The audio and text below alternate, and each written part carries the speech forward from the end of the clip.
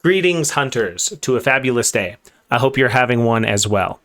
Today, I'm Raichu. I'll be going over the things that I think a new Lance player needs to master the Lance, and the things that you should be trying to be good at when you're trying to get good at the Lance. If you like this video, please like the video. If you dislike the video, please dislike the video. Leaving a comment either way helps me make better content for you in the future. Enjoy! So first up, the Lance is a contender for one of the best clutch claw weapons in the game. It's the only weapon where you can counter clutch. Simply aim the slinger with your weapon drawn and press the button you would for a high thrust to enter a guard stance, and when the monster hits you, you'll automatically clutch claw to whatever body part they hit you. Then you're free to weaken the part or move to the head and try to wall bash. The reason this is so good is because you don't have to wait for an opportunity for the monster to give you so you can wall bash them or weaken that part. You can just move straight into it. Now we'll go into the best ways to not die. Obviously you have the standard guard. If while you're guarding you perform the high thrust button, you will enter a counter guard state, which basically puts you into a state to where if you get hit, your character reposts very quickly and you can move on the offensive. This is very useful because you can do it in the middle of any combo. You'll be using this quite often. After that, if you're still in the state while holding the guard button, if you press the button you would to perform a step, you will go into a super guard state. In the super guard state, you will continuously block attacks that come at you, and then you can once again repost. If you hold down the button to enter either of these states, they will lock you into that state for some time. The super guard state will lock you into that state until you either attack to get out or you run out of stamina. It's important to note that if you hold the super guard button down while you're super guarding, you'll go into somewhat of an ultra guard, which will block any and all attacks that do not grab you. Now is the best ways to perform your damage. First way is 3 low thrusts or 3 high thrusts in any combination in that order, followed by a counter guard and then a repost. You don't have to get hit for the repost, but make sure you don't hold down the button you would for the counter guard, or it will lock you in that state for some time. There is an attack called the wide sweep. This is usually only best when you're trying to change positions while your shield is drawn and you're in the middle of a combo, as it lets you reposition yourself quite well. The second way to perform damage, and it will do more damage than the first way and should be prioritized when you can pull it off, is to once again perform 3 mid thrusts or 3 high thrusts or any combination, but follow it up with a dash attack. A dash attack is guarding while performing the wide sweep. It will charge you forward. The goal is not to perform damage with the dash attack itself, but to finish the dash attack and perform damage with another thrust. This thrust deals more damage than your regular thrusts. So it's important that you try to minimize the amount of time between your last thrust attack and the finishing of the dash attack.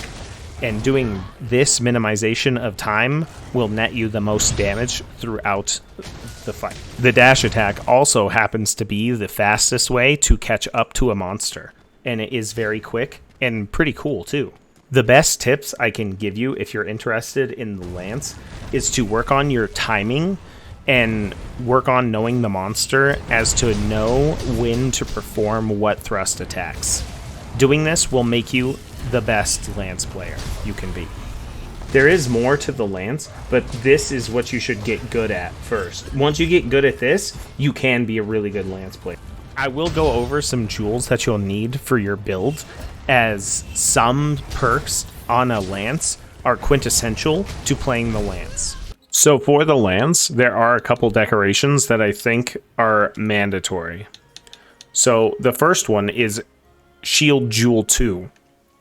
So Shield Jewel allows you to guard against ordinarily unblockable attacks. This will let you block anything that isn't like the Zinogre's grab attack and eat you, or Rajang's attack where he grabs you and then tosses you around like a rag doll.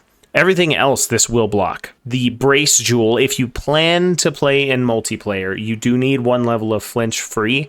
If you don't have it, people will knock you out of your guard and you will die. The Diversion Jewel. This makes it so that when you're playing multiplayer, the monster attacks you more than anyone else, which you do want, because the more they attack you, the more you can get your next perk off. The Guardian perk, or Offensive Guard. This raises your attack power by 15% after you get attacked, but you have to time your blocks perfectly. But every time you pull off your counter guard, this counts, and it's very. You will also hear an audible whenever you pull off the Offensive Guard technique, letting you know that you did it successfully. I recommend you run at least 3 levels of guard on any build you plan to be blocking with. If you don't have at least 3 levels and you get the greatly decreases the impact, you get sort of stunned and locked into your guard state. Once you can get, I would say, the Iron Wall Jewel, the Diversion, and the Shield Jewel, then you should start planning to be good with the Lance. If you do it before you have those, you will end up getting good with a build you don't have. And then when you switch to a build that you do have, you'll wonder why it's not working as well as it did before.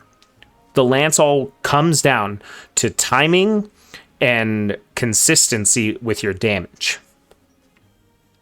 Now, if you are missing the Shield Jewel and the Diversion Jewel, you need to go to the Melder, go to Meld Decorations, and she will be able to meld the Shield Jewel and the Diversion Jewel.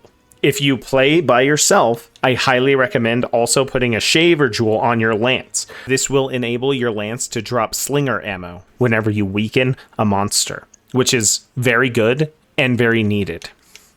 If you're having an issue with your Lance bouncing off the creature, get the Mind's Eye Jewel. This will prevent your Lance from bouncing off of the creature until you get a Lance with more sharpness. That is all of the jewels that I think that you would or can need out of the Lance. Once you have your Lance build that you have to get good with the Lance, you should start practicing with the Lance and getting good with the timing.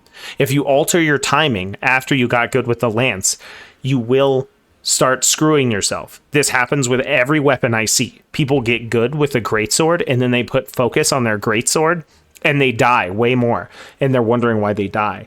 It's not because that the focus is making them die. It's because they got used to a timing that they don't have now.